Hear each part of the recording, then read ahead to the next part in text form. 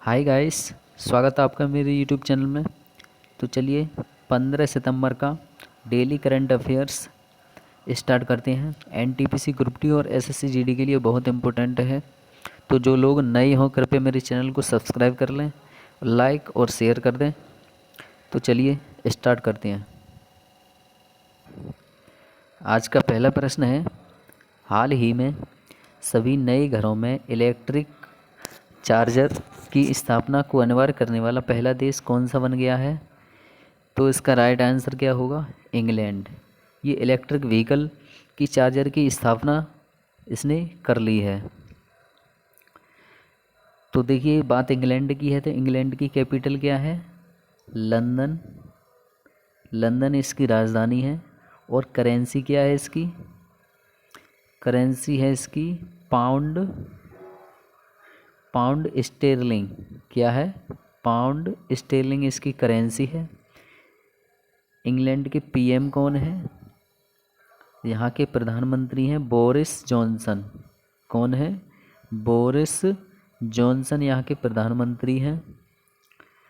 और हमारी G7 की बैठक कहाँ हुई थी? लंदन में ही हुई थी ये। ठीक है। तो देखिए, यहाँ से हमारे देश का पहला इलेक्ट्रिक व्हीकल फ्रेंडली हाईवे कौन सा होगा? तो कौन सा होगा वो? दिल्ली से कहाँ तक? चंडीगढ़ तक। ये क्या होगा? हमारे देश का पहला इलेक्ट्रिक व्हीकल फ्रेंडली हाईवे होगा। ठीक है। तो चलिए इसको आप ध्यान रखें, बढ़ते हैं आगे। हमारा अगला प्रश्न है, हाल ही में किसे चेंज मेकर पुरस्कार से सम्मानित किया गया है? तो इसका राइट आंसर क्या होगा? डॉक्टर सगन गुप्ता। ठीक है। तो डॉक्टर सगन गुप्ता के लिए चेंज मेकर पुरस्कार से सम्मानित किया गया है। ये किसने दिया है? महाराष्ट्र सरकार ने दिया है। महाराष्ट्र के राज्यपाल भगत सिंह कोश्यारी। कौन है? भगत सिंह कोश्यारी। इन्होंने इनके लिए सम्मानित किया है। ठीक है। बढ़ते हैं आगे। हमारा नेक्स्ट क्वेश्चन है, हाल ही में राष्ट्रीय हिंदी दिवस कब मनाया गया है? तो इसका राइट आंसर होगा कल ही मनाया गया है, 14 सितंबर। ठीक है। तो ये क्यों मनाया जाता है? 14 सितंबर 1949 के लिए। 14 सितंबर 1949 में भारतीय संविधान ने हिंदी को राजभाषा का दर्जा दिया था। इसके उपलक्ष्य में इसको मनाया जाता है। अच्छा, इससे याद आता है विश्व हिंदी दिवस कब मनाया जाता है? तो विश्व हिंदी दिवस कब मनाया जाता है? 10 जनवरी के लिए विश्व हिंदी दिवस मनाया जाता है। ठीक है। अच्छा, यहाँ से एक और बात याद आती है कि हमारे भारतीय संविधान की 8वीं अनुसूची में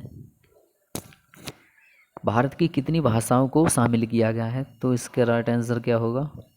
22 भाषाएं इसमें शामिल की गई हैं। ठीक है। तो नेक्स्ट क्वेश्चन देखते हैं हम। हमारा अगला प्रश्न है, हाल ही में किसे अफ्रीकी खाद्य पुरस्कार 2021 से सम्मानित किया गया है? तो इसका राइट आंसर क्या हो जाएगा? ICRISAT। ठीक है। तो इसकी फुल फॉर्म देख लेते हैं क्या है। International crops research institute for the semi arid tropics, ये इसकी फुल फॉर्म है। यानी कि अंतर्राष्ट्रीय फसल अनुसंधान संस्थान के लिए शुष्क उष्ण कटिबंधीय। ठीक है, ये इसकी फुल फॉर्म हो जाएगी। तो चलिए हम बढ़ते हैं अगले प्रश्न की तरफ। हमारा नेक्स्ट क्वेश्चन है, हाल ही में दुबई गोल्डन वीज़ा पाने वाले दुनिया के पहले गोल्फर कौन बन गए हैं? तो इसका राइट आंसर क्या होगा? जीव मिल्खा सिंह। ठीक है, ये भारत के गोल्फ प्लेयर हैं। कौन से?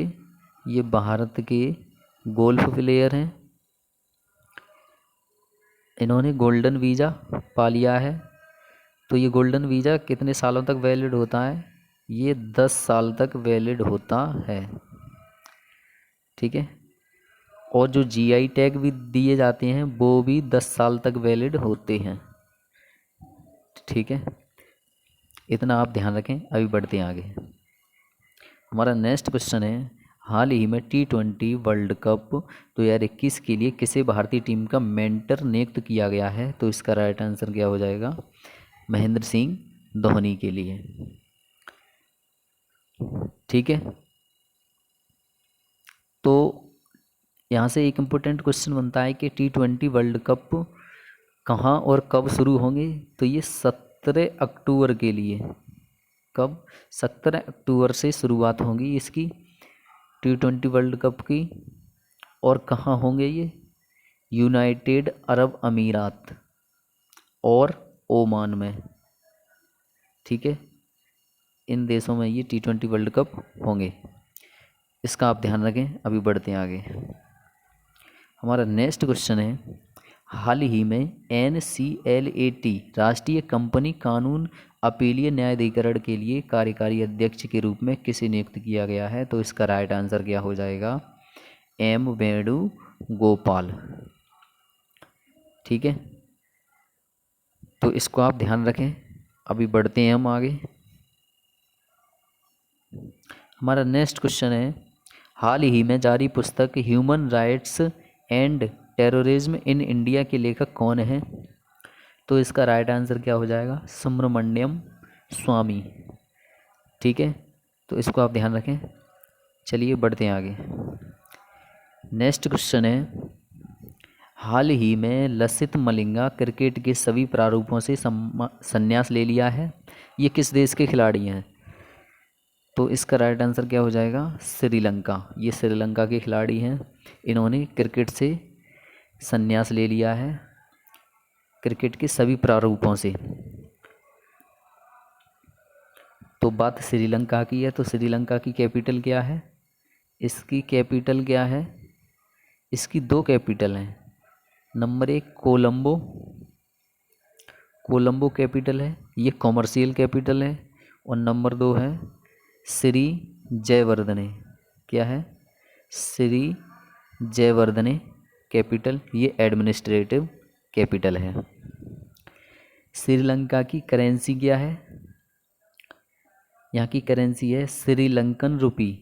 क्या है?